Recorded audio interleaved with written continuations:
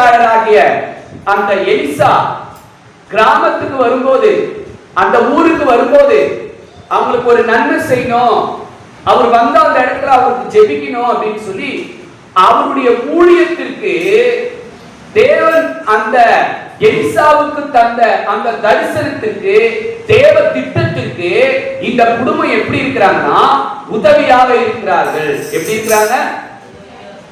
உதவியா இருக்கிறாங்க. தேவனுடைய திட்டத்துக்கு இந்த குடும்பம் உதவியா இருக்கு.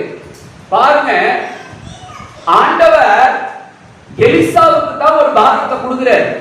நீ அந்த கிராமத்துக்கு ஊழியத்துக்கு போன்னு சொல்லி எலிசாவுக்கு ஒரு பாரத்தை கொடுத்து அனுப்புறார். ஆனா அந்த ஊழிய திட்டத்துல இந்த குடும்பம் என்ன செஞ்சுனா இணைச்சுக்கிறாங்க.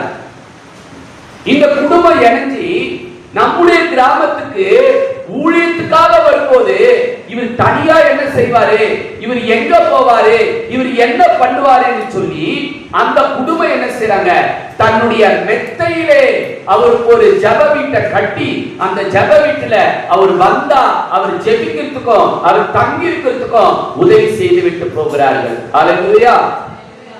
இதுல நம்ம பார்க்கிற காரியம் என்ன அப்படின்னா, தேவன் தம்முடைய ஊழியக்காரர்கள் மூலமாக தம்முடைய ராஜ்யத்தின் காரியங்களை நடத்துவார். தேவ திட்டம் யார் மூலியமா ஆண்டவர் யாருக்கு வெளிப்படுத்துறாருன்னா ஊழியக்காரருக்கு தான் வெளிப்படுத்துவார். தேவ திட்டம் யாருக்கு வெளிப்படுத்துவாரு? ஊழியக்காரருக்கு வெளிப்படுத்துறார். அப்போ ஊழியக்காரருக்கு அந்த தேவ திட்டம் வெளிப்படும் போது அப்ப அந்த தேவ திட்டம் நிறைவேறுவதற்கு விசுவாசியாகிய குடும்பம் என்ன செய்யணும்? அந்த ஊழியக்காரனோடு கூட இணையணும், உறுதுணையா இருக்கணும். தேவ திட்டம் எலிசாவுக்கு தேவ திட்டம் வருது. நீ அந்த கிராமத்துக்கு ஊழியத்துக்கு போடு, தேவ திட்டம் வருது. அந்த தேவ திட்டத்தின்படி எலிசா அந்த கிராமத்துக்கு போறாரு, ஊருக்கு போறாரு. அப்போ அங்க இருக்கிற ஒரு விசுவாச குடும்பம் என்ன செய்யுது? அவங்களோட கூட இணைஞ்சி அந்த தேவ திட்டம் நிறைவேறுவதற்கு அந்த விசுவாசி குடும்பம் எப்படி இருக்கிறாங்க? என்ன பண்றாங்க? அவருக்கு உதவி செய்யறாங்க. என்ன பண்றாங்க? நல்லா கவனிங்க. என்ன பண்றாங்க? உதவி செய்யறாங்க. அப்ப தேவ திட்டம் நிறைவேற வேண்டுமானால் விசுவாசிகள் என்ன செய்யணும்? ஊழியக்காரனோடு கூட சேரணும், இணையணும். அங்க தேவ திட்டம் தேவன் ஊழியக்காரருக்கு வெளிப்படுத்துறாரு. அப்ப அந்த ஊழியக்காரனோடு கூட விசுவாசிகள் சேரும் போது அந்த தேவ திட்டம் என்ன செய்தாங்க? நிறைவேறுகிறது. ஊழியக்காரர் தனி மனுஷனால தேவ திட்டம் நிறைவேறாது. ஒரு ஊழியக்காரனால தேவ திட்டம் நிறைவேற முடியுமா? முடியாது. அப்ப என்ன செய்யணும் அப்படின்னா விசுவாசிகள் அனைவரும் ஊழியத்தோடு கூட இணைய வேண்டும். நீ ஊழியத்தோடு கூட இணைந்து தேவனுடைய ராஜ்யம் கட்டுமான பணிக்காக, தேவனுடைய ராஜ்யம் இந்த தேசத்திலே பரவுவதற்காக ஒரு தரிசனத்தை ஆண்டவர் ஊழியக்காரர்கிட்ட கொடுக்கிறாரு. ஊழியக்காரர் தரிசனத்தை விசுவாசிங்க கிட்ட சொல்லுவாரு. அப்ப விசுவாசிகள் என்ன பண்ணணும்னா அந்த ஊழியக்காரரோடு கூட இணைஞ்சி அந்த ஊழியத்தை கட்டும் போது அந்த தேவ திட்டம் என்ன செய்யுது? அந்த இடத்துல நிறைவேறுகிறது. ஹalleluya.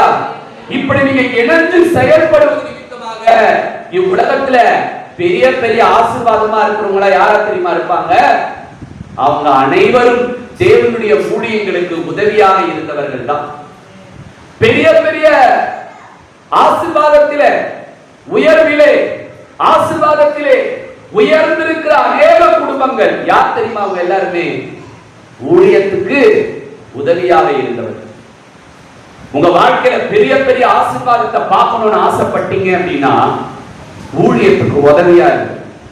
ஊழியத்துக்கு எப்படி இருக்கணும்? நம்ம உதவியா இருக்கணும். இவங்க ஊழியக்காரர் போய் கேட்டாரா, எனக்கு மேல் வீட்டு கட்டி உங்க மேல் மெத்தையில எனக்கு ஒரு வீடு கட்டி கட்டில் போட்டு மெத்தை போட்டு விளக்கு வச்சு நாற்காலி வச்சு எனக்கு கொடுங்கன்னு அந்த எலிசா போய் அந்த விசுவாசி கிட்ட கேட்டாரா? கேட்கல. அவங்களா என்ன பண்றாங்க?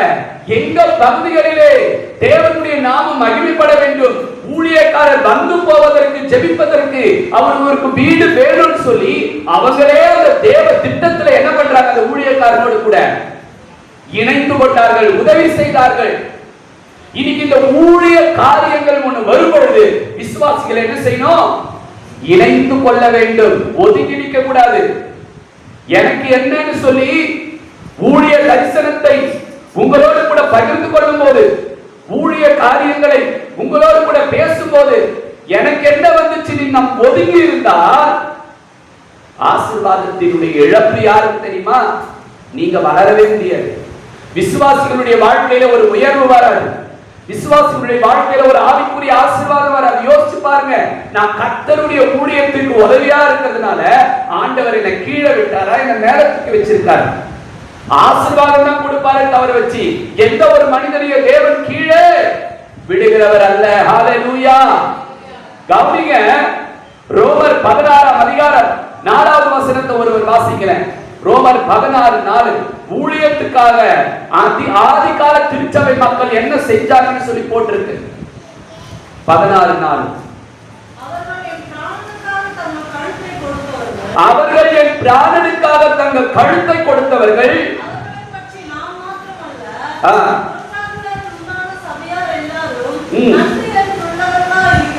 பாருங்க, ஒரு ஊழியக்காரனுக்காக ஊழியத்துக்காக விசுவாசிகள் தங்கள் கழுத்தையே கொடுத்தார்களா? இன்னைக்கு ஊழியக்காரன் கழுத்தையே அறுப்புறவங்களா இருப்பாங்க நிறைய விசுவாசிகள். எப்படி இருக்கிறாங்க? ஊழியக்காரன் கழுத்தையே அறுப்புறவங்களா தான் இருப்பாங்க. ஆனா அப்போ இருந்த கிறிஸ்தவ விசுவாசிகள் எப்படி இருந்தாங்க? என் ஊழியக்காரன் மூலியமாகத்தான் தேவ திட்டம் நிறைவேறும், அதனால அவரு உயிரோடு இருக்கணும், அவருக்கு பதில் ஏன் கழுத்தாருங்கன்னு சொல்லி ஊழியக்காரனை காப்பாத்துறதுக்காக அந்த விசுவாசிகள் போய் என்ன பண்ணிருக்காங்க? என்ன சாகடிங்க, என் ஊழியக்காரனை என்ன பண்ணாதீங்க. அப்பெல்லாம் கொஞ்ச நெஞ்ச பாடுகள் இல்ல கிறிஸ்தவர்களுக்கு. ஊழியக்காரர்களுக்கு அநேக உபத்திரவங்கள், ஊழியக்காரர்களுக்கு அநேக பாடுகள். அவ ஏன் தெரியுமா? விசுவாசிகள் ஊழியக்காரனை கொலை பண்ணாத, அவருக்கு பதில் என்ன சாகடிங்க ஏன் சொன்னாங்க? அவர் செத்துட்டா தேவத்திட்ட என்ன பண்ணாது? நிறைவேறாது. அப்ப அவர் உயிரோடு இருக்கணும், அதனால என்ன செய்யுங்க, என்ன கொலை பண்ணுங்க, என் ஊழியக்காரன் ஒண்ணும் பண்ணாதீங்கன்னு சொல்லி ஊழியக்காரனுக்காக தான் ஜீவனையே கொடுத்தார்களாம். அப்ப எந்த அளவுக்கு உதவியா இருந்திருக்கிறாங்க ஊழியத்துக்கு. ஊழியத்துக்கு விசுவாசிகள் எப்படி இருக்கணும்? உதவியா இருக்கணும். சொல்லுங்க எல்லாரும், கை வச்சு சொல்லுங்க. நான் யாரு? விஷ ஊசி இல்ல. நான் யாரு? விசுவாசி. நான் விஷ ஊசி இல்லவே இல்லை. ஊழியத்திற்கு நான் விசுவாசி. இந்த ஊழியத்தை தாங்கி பிடிக்க வேண்டும். ஊழியத்திற்காக, ஊழிய வளர்ச்சிக்காக, ஊழிய தேவ திட்டத்துக்காக தங்கள் பிராணனையே கொடுத்தார்களாம், தங்கள் ஜீவனையே கொடுக்க முன் வந்தார்கள். திட்டம் ஆண்டவர் தன்னுடைய திட்டத்தை ஊழியக்காரனுக்கு வெளிப்படுத்துறார். அப்ப அந்த திட்டத்துல ஊழியக்காரன் போகும்போது விசுவாசிக்கு என்ன பண்ணணும்? கூட உதவி பண்ணணும். என்ன வேணும்? இந்த ஊழியத்தை கொண்டு போறதுக்கு என்ன தேவை இருக்கு? இந்த ஊழியம் செய்வதற்கு நான் என்னுடைய பங்களிப்பு என்ன? அதுதான் உதவி. என்னுடைய பங்களிப்பு என்ன? இந்த தேவ திட்டத்துல இன்னைக்கு நம்ம சர்ச்சில் இந்த ஊழியம் நடக்குது, இன்னைக்கு நம்ம திருச்சபையில் இந்த ஊழியம் நடக்குது, இன்னைக்கு ஐயா இந்த ஊழியத்தை பத்தி நமக்கு அறிவிப்பு கொடுத்திருக்கிறாரு, இன்னைக்கு இந்த ஊழியம் நடக்க போதுன்னு அறிவிப்பு கொடுத்திருக்கிறாரு. இதுல நான் என்ன பண்ணணும்? ஒதுங்கி நிற்க கூடாது, நாம் இணைந்து கொள்ள வேண்டும். ஊழியத்திற்காக தங்கள் கழுத்தையே கொடுத்தார்,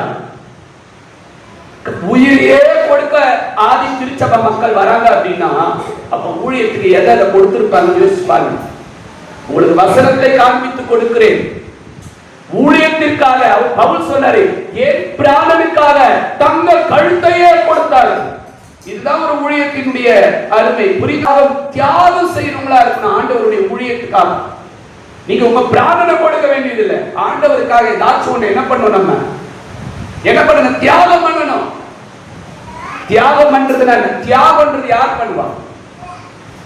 இருக்கிறவங்க பண்றது தியாகமா? இத்தனை பேரும் நினைக்க வேண்டிய ஒரே ஒரு செயல் என்ன? இது ஆண்டவருடைய ஊழியம். இந்த ஊழியத்தை நான் என்ன செய்ய வேண்டும்? கட்ட வேண்டும். இது என்னுடைய பங்களிப்பு மிகவும் அவசியமான ஒன்று. ஹல்லேலூயா. இன்னொரு வசனத்தை வாசிங்க. யாத்திராகமம் 17ஆம் அதிகாரம் 12வது வசனத்தை வாசிங்க. ஊழியத்திற்கு முதலாவதாக நம்மை அர்ப்பணிக்க வேண்டும். முதல் காரியம் என்ன? கர்த்தருடைய ஊழியத்திற்கு நம்ம என்ன செய்யணும்? அர்ப்பணிக்க வேண்டும். என்ன பண்ணணும்னு சொல்லுங்க எல்லாரும். அர்ப்பணிச்சிருக்கணும். ஊழியத்துக்கு ஆண்டவரே எங்க சபையில எங்க ஊழியக்காரனுக்கு நீ கொடுக்கிற அந்த திட்டத்துக்கு என்னை அர்ப்பணிக்கிறப்பா, என்னால முடிஞ்ச பங்களிப்ப உங்களுடைய ஊழியத்துக்காக நான் என்ன பண்ணுவேன் செய்வேன் ஆண்டவரே சொல்லி உங்களை நீங்க அர்ப்பணிச்சிருக்கணும். நீங்க அர்ப்பணிச்சு பாருங்க, உங்க வாழ்க்கையில தேவன் மகிமையான காரியங்களை செய்து முடிப்பார். வாசிமா அந்த வசனத்தை. யாத்திராகமம். மோசேயின் கைகள் அசந்து போயிற்று. அப்பொழுது அவர்கள் ஒரு கல்லை கொண்டு வந்து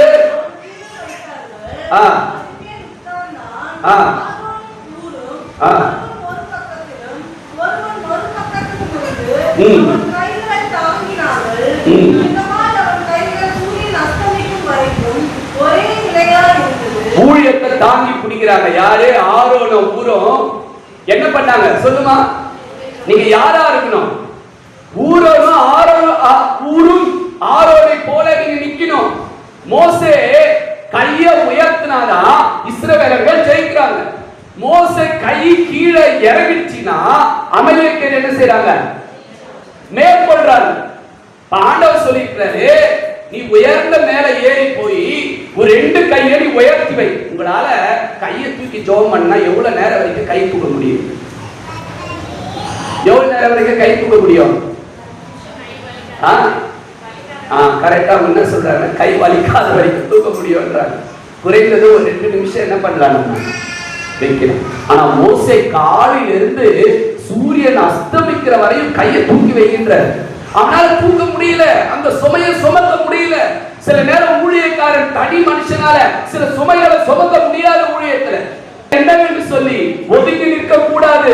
இந்த இடத்துல மோசே கைகள் தளரும் போது வழியில அவர் இறக்குறாரு. வழியில அந்த கை இறங்கும் போது அங்க இஸ்ரவேலர்கள் தோத்து போறாங்க. அந்த சண்டையில இஸ்ரவேலர்கள் தோத்து போறாங்க. என்ன பண்றதுன்னு தெரியல. அப்பதான் மோசே கூப்பிடல. மோசே ஆரோனே நீ வந்து என் கையை புடி, ஊரு நீ வந்து என் கையை தூக்கி புடி. மோசைய கூப்பிட்டாரு. மோசே கூப்பிட்டாரா? விசுவாசிகளுக்கு தெரியணும் இன்னைக்கு இந்த ஊழியம் நடக்குது. அறிவிப்பியா கொடுக்கிறோம், தெரியணும் இந்த ஊழியம் நடக்குது, இன்னைக்கு இந்த காரியம் நடக்குது. சர்ச்சில யாரா இருக்கணும்? நீ ஊருமாய் இருக்க வேண்டும், ஆரோனாய் இருக்க வேண்டும். ஊரியம் ஆரோனியும் மோசே வாப்பா என் கையை தூக்கி பிடின்னு சொல்லல. அவங்களுக்கா தெரியுது ஒரு ஊழியத்தின் மேல பாரம் இருக்கிறவங்க, ஆண்டவர் மேல விசுவாசம் இருக்கிறவங்க, ஆண்டவரை நேசிக்கிறவங்க, ஊழியத்தை நேசிக்கிறவங்க, ஜனங்கள் ரட்சிக்கப்படணும், தேசம் சந்திக்கப்படணும், உலகத்தில் இருக்கிற மக்கள் ஆண்டவருடைய அன்பை அறிந்து கொள்ளணும் நினைக்கிறவங்களுக்கு என்ன தெரியணும்? என்ன தெரியணும்? நமக்கு அந்த ஞானமும் அறிவும் புத்தியும் நம்ம அத்தனை பேருக்கும் என்ன செய்ய வேண்டும்? ஏற்பட வேண்டும். ஹalleluya. கவனிங்க, ஹalleluya. அப்போ கர்த்தருடைய பிள்ளைங்க நீங்க அத்தனை பேரும் தெரிந்து கொள்ளுங்கள். நாம் யாரா இருக்கணும்? சில நேரத்துல சொல்லுங்க, யாரா இருக்கணும்? நீங்க ஊரு சொல்லுங்க, பேரை சொல்லுங்க. யாரா இருக்கணும்? ஊரு ஆரோனாய் நீங்களாய் தன்னார்வமாய் வந்து அந்த மோசே கையை என்ன பண்ணணும்? ஊழியக்காரனுடைய கையை தாங்கி பிடிக்க வேண்டும். ஹalleluya. விசுவாசி வேலை என்ன? ஊழியக்காரனுடைய கைகளை தாங்கி பிடிப்பதுதான். அதான் சொன்ன ஒரு விசுவாசியினுடைய பிரதானமான வேலை என்ன? ஊழியக்காரன் ஊழியத்திற்காக செயல்படும் போது அந்த கைகளை நாம் என்ன செய்ய வேண்டும்? ஐயோ என் கையா கஷ்டப்படக்கூடாது, ஏதோ என்னால முடிஞ்ச காரியத்தை நான் என்ன பண்ணணும்? செய்யணும். என் கையா சோர்ந்து போக கூடாது. என் கையா இந்த ஊழியத்துக்காக செயல்படும் போது அவர் தனியா என்ன செய்வார்? அவர் எதை பார்ப்பார்? ஊழியத்தை பார்ப்பாரா இல்ல மற்ற காரியங்களை பார்ப்பாரா? என்ன செய்வார்? ஒரு சின்ன பாரத்தை ஆகியும் நான் என்ன செய்ய வேண்டும்? ஊரை போல ஆரோனை போல நான் சுமக்க வேண்டும் என்று சொல்லி உங்க கைகளை என்ன பண்ணணும்? நீங்க நினைச்சிடாதீங்க. எல்லாரும் எப்படி நினைக்கணும்? நம்ம நாதான் யாரு? ஊரு. நாதான் யாரு? ஆரோனே. கர்த்தர் இந்த சபையிலே தாங்கி பிடிப்பதற்காக, இந்த திருச்சபையை தாங்கி பிடிப்பதற்காக என் தேவனை ஊராக ஆரோனாக என்ன பண்ணிருக்கிறாரு? வைத்திருக்கிறார் என்று சொல்லி நீங்க பெருமைப்படணும். அதை குறித்து பெருமைப்படணும், சந்தோஷப்படணும். உங்க உள்ளத்துல ஒரு மகிழ்ச்சி வரணும். அப்படிப்பட்ட ஒரு மனுஷனாய் நாம் இருக்க வேண்டும். ஹalleluya. 2 பேரும் போயிட்டு கையை தாங்கி பிடிக்கிறாங்க. இந்த பக்கம் ஒருத்தர் கையை தூக்கி பிடிக்கிறார். பிடிக்கிறாரு. அவர் கையை அசந்து போகும் போதெல்லாம் இந்த பக்கம் ஒரு மனிதர் கையை பிடிச்சு தூக்கி பிடிக்கிறாரு. அந்த இடத்துல தான் கர்த்தர் விசுவாசி வச்சிருக்காரு. இவங்க ரெண்டு பேரும் யார்? ஊழியக்காரங்களை ஊர ஆரோனும் ஒரு விசுவாசி, ஒரு மோசே உடைய உபதேசத்தை கேட்கக்கூடிய, தேவனுடைய வார்த்தைக்கு கீழ்ப்படியக்கூடிய ஒரு மனிதர்கள். ஆனா ரெண்டு பேருக்குள்ள இருந்த ஆர்வம் பாருங்க. கர்த்தர் விளையேற பெற்ற ஆசீர்வாதத்தை அந்த ஊழியத்துக்கு கொடுத்திருந்தார். இதுதான் ஒரு விசுவாசியின் செய்தி. நமக்கு என்னன்னு ஒதுங்கி இருக்காதீங்க. இல்லையா நம்ம கிட்ட சொல்லவே இல்லையே அப்படின்னு சந்தோஷமும் படாதீங்க. நிறைய பேருக்கு என்ன ஆயிடுச்சுன்னாப்பா நம்மள உஷாருப்பா, நமக்கு நிம்மதிப்பா அப்படின்னு நினைச்சிடாதீங்க. இது நம்முடைய திருச்சபை, இது கர்த்தருடைய ஊழியத்தை நீங்க தாங்கி கொண்டிருக்கிறீங்க. ஹல்லேலூயா. என்னத்தை தாங்குறீங்க சொல்லுங்க? அவர் உங்க குடும்பத்தை தாங்குறாரா இல்லையா? உங்க குடும்பத்தை தேவன் தாங்குறாரா இல்லையா? அப்ப அவருடைய ஊழியத்தை யார் தாங்கணும்? நீங்க தானே தாங்கணும், நீங்க தானே செய்யணும். இது உங்க சபை, இது உங்க ஊழியம், இது தேவன் எனக்கு என் ஊழியக்காரனுக்கு கொடுத்த அந்த திட்டத்துல நான் என்னை இணைச்சு கொண்டு என் சபையில அறிவிப்பு என்னென்ன ஊழியம் நடக்கிறது, என்னென்ன தேவை இருக்கிறதோ அந்த நேரத்திலே நான் ஊராக ஆவலாக இந்த ஊழியத்தை என்ன பண்ணணும்? தாங்கி பிடிக்க வேண்டும். ஹல்லேலூயா. மூன்றாவது ஒரு காரியத்தை சொல்றேன். ஊழியத்திற்கு தேவன் நீ உதவியாக இருக்கும்போது தேவன் உனக்கு ஆசீர்வாதங்களை தருவார். வாசிங்க 2 ராஜாக்கள் 4வது அதிகாரம் 13ல இருந்து வாசிங்க. ஊழியத்துக்கு உதவியாக இருந்ததான இந்த மகனுடைய வாழ்க்கையில தேவன் செய்த அற்புதத்தை பாருங்க. வாசிங்க. எவ்வளவு பெரிய ஒரு அற்புதம் நடக்குது பாத்தீங்களா? இவங்க அற்புதம் நடக்கிறதுக்கு, இவங்க வாழ்க்கையில ஒரு அதிசயம் நடக்கிறதுக்கு இவங்க செஞ்ச காரியம் என்ன தெரியுமா? ஊழியத்துக்கு உதவியா இருந்தாங்க. இவங்க செய்த காரியம் என்ன?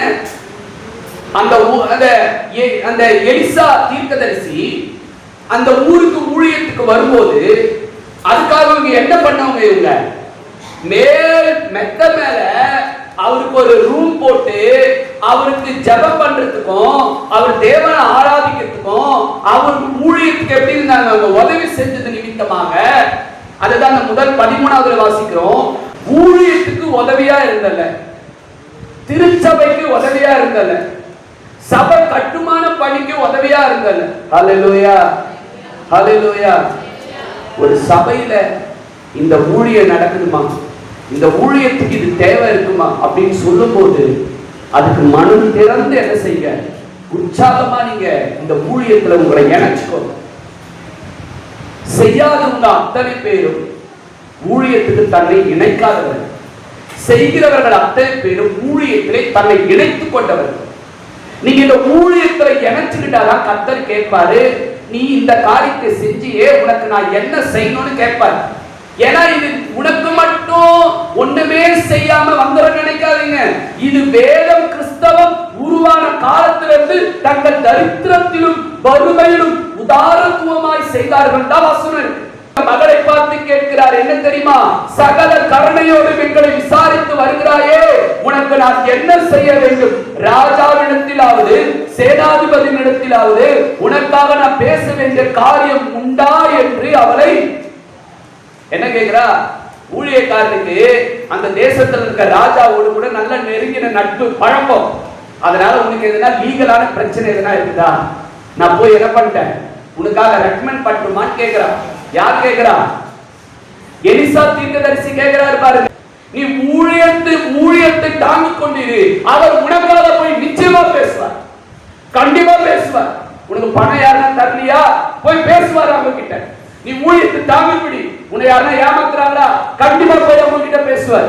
உங்ககிட்ட யாருன்னா சண்டை போடுறாங்களா, நிச்சயமா போய் அவங்க கிட்ட பேசுவார். அப்ப இந்த அம்மா என்ன தெரியுமா சொல்றாங்க? என்ன சொல்றாங்க?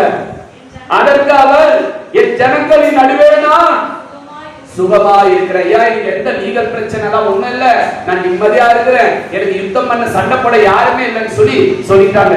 அப்ப ஆனாலும் அவருக்கு ஒரு பிரச்சனை இருக்கு. என்ன சொல்றா? அவருக்கு செய்ய வேண்டியது என்னவென்று கேயாசி அவன் கேட்டதற்கு குழந்தையும் இல்லையா? யாருக்கு? அந்த ஊழியத்தை தாங்கி பிடிச்சா பாத்தீங்களா, அவருக்கு குழந்தை இல்ல. புருஷனுக்கும் வயசாயிடுச்சு. புருஷனுக்கு என்ன ஆயிடுச்சு? வயசாயிடுச்சு. அப்ப குழந்தை பெறுவதற்கான வாய்ப்பே அங்க இல்ல. அதுதான் சொல்ல வர. குழந்தை அற்புதம் நடைபெறுவதற்கான வாய்ப்பே இல்லாம இருக்கலாம். சில நேரத்துல உன் வாழ்க்கையில இந்த அற்புதம் எப்படிலாம் நடக்கும்? 10 லட்சம் எங்கிருந்து வரும்? வாய்ப்பே இல்லை. அதான் சொல்றேன், என் புருஷ வயசாச்சு, வாய்ப்பே இருக்காது. சில நேரம் 10 லட்சம் கிடைப்பதற்கு வாய்ப்பு இல்லை, வீடு கட்டுவதற்கு வாய்ப்பு இல்லை, ஒரு கவர்மெண்ட்ல வேலை கிடைக்க வாய்ப்பு இல்லை, எந்த வாய்ப்புமே இல்லாமல் வெறுமையாய் இருக்கலாம். சில நேரத்துல நீ அற்புதம் நடக்காமல் வெறுமையாய் இருக்கும், ஒண்ணுமே இல்லாம இருப்பீங்க. ஆனா நீ ஊழியத்தை தாங்கி பிடிச்சினா அந்த வெறுமை எல்லாமே ஆண்டவர் நிறைவாக மாற்றுவார். அந்த அம்மா சொல்றாங்க, எனக்கு குழந்தை இல்லை, ஆனா குழந்தை பெறுவதற்கான வாய்ப்பே இல்லை. உங்க வாழ்க்கையில கூட அற்புதம் நடக்க வாய்ப்பே இல்லாம இருக்கலாம். ஆனா ஊழியத்தை தாங்கி பிடிக்க, இதுதான் உனக்கு அற்புதத்தை கொண்டு வருவதற்கு, அதிசயத்தை கொண்டு வருவதற்கு ஒரே ஒரு வழி என்ன தெரியுமா? கஞ்சத்தனமா இருக்காதீங்க, ஊழியத்தை தாங்கி பிடிங்க, சபையை தாங்கி பிடிங்க. கர்த்தருடைய ஊழியம் இது தேவனை தாங்கக்கூடிய இடம். இது ஒரே ஒரு இடத்தை தான் கர்த்தர் பார்ப்பாரு. நீ ஊழியத்தை எந்த அளவுக்கு நீ ஊரா இருக்கியா, நீ ஆரோனா இருக்கியா? ஊழியர் தவறுது, ஐயோ என்ன செய்யுதுன்னு சில நேரம் ஊழியக்காரர் திணறுவார், எப்படி பண்றது? அப்போ இந்த நேரத்துல இதோ என்னால முடிந்த அளவுக்கு இந்த ஊழியத்தை நான் தாங்கி பிடிக்கிறேன்னு சொல்லி ஒதுங்கி நிக்க கூடாது. உற்பவ காலத்துல ஆண்டவரால் முடியுங்க. ஏன்னா அந்த அம்மா என்ன பண்ணாங்க? ஊழியத்தை தாங்கி பிடிச்சாங்க. எவ்வளவு பெரிய ஒரு அற்புதம் நடக்குது பாத்தீங்களா? நீங்க தெரிஞ்சு ஊழியத்துக்கு உதவி பண்றீங்களோ இல்ல நீங்க தெரியாம உதவி பண்றீங்களோ அது எனக்கு தெரியாது. ஆனா நீங்க ஊழியத்தை தாங்கி கொண்டிருக்கிறீங்க. ஆண்டவர் கண்டிப்பா ஒரு உற்பவ காலத்துல உங்க எல்லாருக்கும் ஆண்டவரோட அதிசயத்தை செய்வதுதான் உண்மை. எந்த அற்புதத்துக்கு நீ காத்துப்பட்டு இருந்தாலும் சரி, என்ன அற்புதம் நடக்கணும் சரி, ஒன்னே ஒண்ணு உங்க மனசுல கொண்டு போயிருங்க, நான் ஊரு, நான் ஆறும், ஊழியத்தை தாங்கினா கண்டிப்பா ஒரு அற்புதம் தான். இந்த வேதாகமத்துல, இந்த உலகத்துல எத்தனையோ மனுஷர்களை நான் பார்த்திருக்கிறேன், ஊழியத்தை தாங்கி பிடிச்சுமெல்லாம் ஓஹோன்னு இருக்கிறாங்க. ஒண்ணுமே ஊழியம் செய்யல, ஊழியத்தை தாங்கி பிடிச்சுமெல்லாம் ஓஹோன்னு இருக்கிறாங்க. ஊழியத்துக்கு எனக்கு சம்மந்தம் இல்லை நினைக்காதீங்க. ஹல்லேலூயா சொல்லுங்க, ஒரு ஹல்லேலூயா. உங்க ஆள் மனசுல என்னால முடிஞ்ச வரைக்கும் நான் ஊழியத்தை தாங்கி பிடிக்கிறேன்னு நினைக்கிறீங்களா? உங்க மனசு சொல்லுதா, ஆண்டவரே என்னால முடிஞ்ச வரைக்கும் இந்த ஊழியத்தை நான் தாங்கிட்டு இருக்கிறப்பா, உங்க எல்லாருக்கும் அற்புதம் நடக்கும். வேலை இல்லாதவங்களுக்கு கர்த்தர் நல்ல வேலையை தருவார். திருமணத்துக்கு காத்திருக்கிற பிள்ளைங்க, குழந்தைக்கு காத்திருக்கிற பிள்ளைங்க, வீட்டுக்கு காத்திருக்கிற பிள்ளைங்க, சுகத்துக்கு காத்திருக்கிற பிள்ளைங்க, பண தேவைக்காக காத்திருக்கிற பிள்ளைங்களுக்கு எல்லாம் நீ ஊழியத்தை தாங்கி பிடிக்கிறபடினாலே, அந்த ஊருமாக ஆரோடுமாக நீ இருக்கிறபடினால் என் ஆண்டவர் நிச்சயமாக ஒரு உற்பவ காலத்துல உனக்கு ஒரு அதிசயத்தை செய்வார். சோர்ந்து போவாதீங்க, மனம் தளர்ந்து செய்யாதீங்க, சந்தோஷமா செய்யுங்க.